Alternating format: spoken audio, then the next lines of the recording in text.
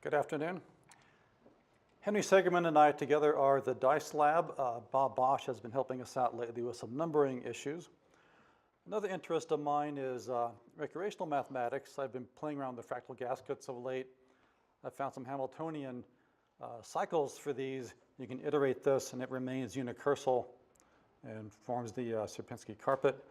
And there's another one. And I've designed some new fractal gaskets like these. And also I've done spatial developing fractal gaskets that form three-dimensional solids as shown here. You can vary the rate at which the layers grow to do more interesting things like this. If you want to see more, visit fractaldiversions.com. Another interest of mine is mathematical art. This is a recent ceramic piece. And here's another one.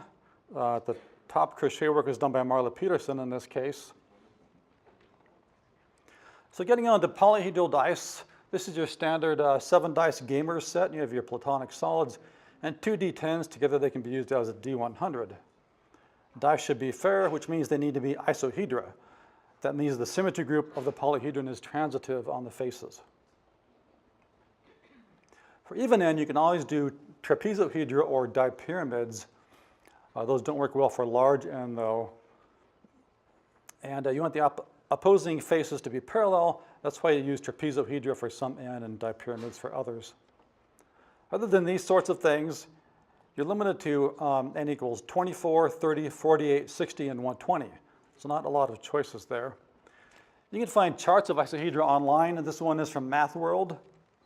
Let me fade the stuff I just talked about. Also, the standard D30 and D24. This is what's left. 2 years ago, we did our first 5 dice. We used 3 of these, as shown here, including the world's first injection molded D60. And we did 2 more that are truncated platonic solids. This is what's left. We thought it'd be fun to do some dice that didn't have mirror symmetry. And here's one of those. This is the trigonal trapezohedron. The cube is a special case of this. You can stretch that. You can squish it. The faces are rhombic. You can also counter-rotate these 2 sets of 3 vertices to distort the faces. Something like this. And then if you rotate that a bit, you see that the faces are still planar. Opposing faces are no longer parallel. That's actually not a big deal, though, because they're close enough so you can tell which face is facing up. So these are skew dice. There are 2 mirrored variants that are mirror images of each other, including the pips. We went on to do a D12 skew die. It's based on this polyhedron. I'll rotate that a bit. You see it still has rotational symmetry, but not mirror symmetry. So again, there are 2 variants of those for the D12. Okay, now we're down to this stuff. If you've ever looked at a chart of a isohedra, your eye was surely drawn to the distiachous triacantahedron with 120 faces. And you may have said, someday some fool is going to actually manufacture a die using that thing. Well, today is that day, and we are those fools, as we reveal on this stage for the first time anywhere the D120.